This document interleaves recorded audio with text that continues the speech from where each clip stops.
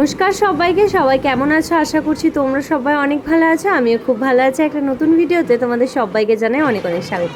আজ কোথায় এসেছি বলো তো? এটা তোমরা হয়তো অনেকেই চেনো না। এটা হচ্ছে বাবাস্থান। আর আমি সকাল থেকে ব্লগটা একদমই স্টার্ট করতে পারিনি, কারণ যেহেতু আসবো সেই জন্য সকালের ট্রেনে এসেছি। একটু কাজটা ছিল বাড়িতে, সেগুলো সেরে সুরেই তাড়াতাড়ি চলে এসেছি।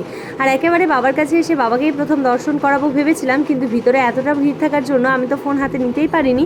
আর প্লাস আমার ফোনটা কেউ ধরেও দেয়নি। তো সেই জন্য দেখো এখানে লম্বা লাইনে আমরা এখন বাবার মাথায় জল ঢালবো বলে দাঁড়িয়ে আছি। ভিতরে গিয়ে ওই যে দূরে আমি জল ঢালছি, মানে আমার সবার জল ঢালা হয়ে গেছে, আমি এই শেষ পর্যন্ত জল ঢালাম। আর এত ভিড় ছিল সেটা বলার কথা নেই, যেহেতু সোমবার ছিল। আর আমরা এই দ্বিতীয়বার গেলাম। আমি আগে একবার গেছিলাম, তোমাদের সাথে শেয়ার করেছিলাম, আর এইবার যাচ্ছি দ্বিতীয়বার। এটা ছিল ছোটো মামার মানসিক, যেটাতে আমরা আগের বার যাওয়ার কথা ছিল, সেটাতে যাওয়া হয়নি। তো এইবার আমরা যাচ্ছি সবাই মিলে। তো চলে এসেছিলাম।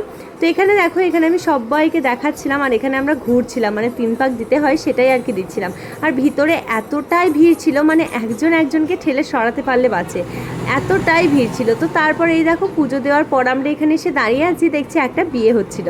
আমরা আগের যেদিন এসেছিলাম সেদিন হয়তো চৈত্র মাস, না সেদিন চৈত্র মাস ছিল না, ফাল্গুন মাস বা এরকম কিছু ছিল, তখনও একটা বিয়ে হয়েছিল।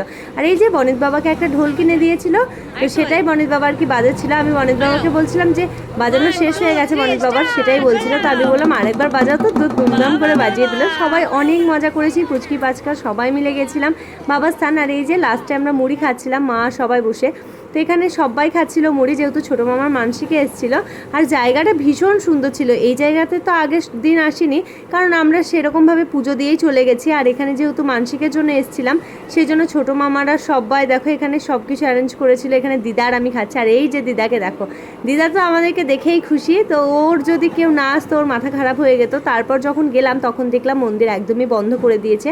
আগের দিন যখন গেছিলাম তখন মন্দির খোলা ছিল, বাবাকে আবার দর্শন করেছিলাম ভালো করে, কিন্তু দেখলাম বাবাকে শয়ন দেওয়া হয়ে গেছে। তারপরে এই যে মেলার মধ্যে একটু ঘুরছিলাম, দেখছিলাম কী কী কেনা যায় না কেনা যায়। কিন্তু এখানকার জিনিসের না প্রচণ্ড দাম, মানে একটা জিনিসের যদি 40 টাকা বলে তারা 5 টাকাও কমায় না।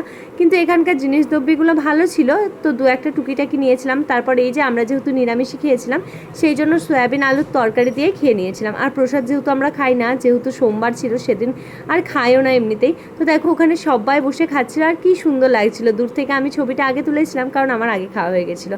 তো সবাই সুস্থ থেকো, ভালো থেকো। আর আমার ভিডিওটা এখানেই শেষ করছি। আর কি বলো তো, এখানে যাওয়ার সময় প্রচুর মজা করেছি। তো আজকের মতো আসি, চলো টাটা।